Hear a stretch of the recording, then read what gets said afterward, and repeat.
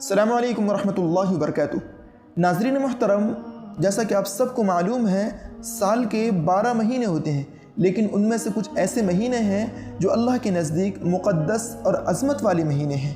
यानी उस महीनों के अंदर आदमी जब इबादत करता है तो उसके सवाब में इजाफ़ा हो जाता है। जैसे आप सबको मालूम है, रमज़ान का महीना बड़ा मुक़द्दस महीना, अज़मत वाला महीना है, तो ठीक इसी तरह मुसलमानों के नज़दीक मुहर्रम का महीना भी अज़मत वाला मुक़द्दस महीना है।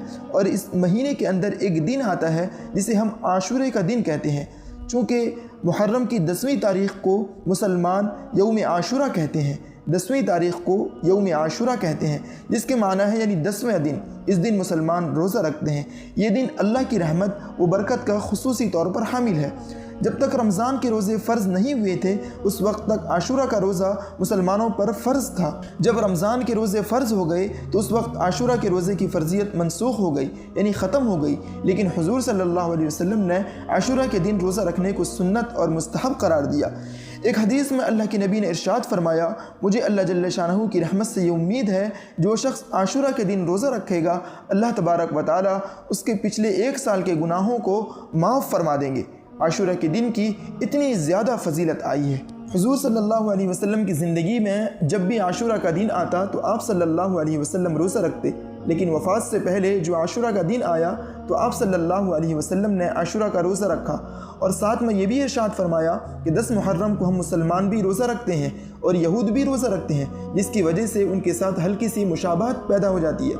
इसलिए अगर मैं आइंदा साल ज़िंदा रहा तो सिर्फ़ आशूरे का रोज़ा नहीं रखूँगा, बल्कि उसके साथ एक रोज़ा और मिला लूँगा, यानी 9 मुहर्रम या 11 मुहर्रम का रोज़ा भी रख लूँगा, ताकि यहूदियों के साथ मुशाबहत ख़त्म हो जाए। लेकिन अगले साल आशूरा का दिन आने से पहले हुज़ूर सल्लल्लाहु अलैहि वसल्लम का विसाल हो गया, यानी आप वफ़ात पा गए और आप सल्लल्लाहु अलैहि वसल्लम को उस पर अमल करने की नौबत नहीं आई।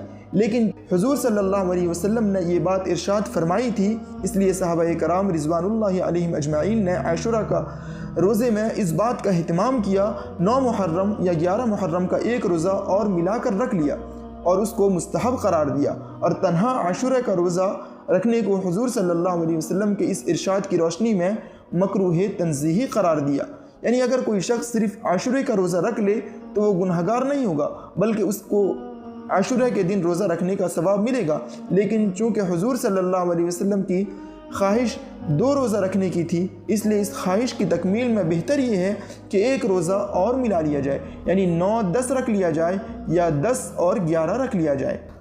अगर आप भी यौम आशूरा पा रहे हैं तो रोज़े का अहतमाम करें, नमाज, ज़िक्र व अस्कार, तिलावत कुरान पाक का बहुत ज़्यादा अहतमाम करें और अपने आप को गुनाहों से बचाएं। और अगर हो सके तो आप अव्वल आखिर दरूद शरीफ 100 मरतबा और दरमियान में यानी बीच में 300 मरतबा ला इलाहा इल्ला अंता सुबहानक इन्नी कुन्तु मिनज़ ज़ालिमीन पढ़कर सजदे में जाकर अल्लाह से दुआ करें। अल्लाह पाक आपकी हर ज़रूरियात को पूरा फरमाएंगे और आपको हर मुश्किलात से बचाएंगे। अल्लाह तबारक व तआला हमें और आपको अमल करने की तौफ़ीक़ अता फ़रमाए।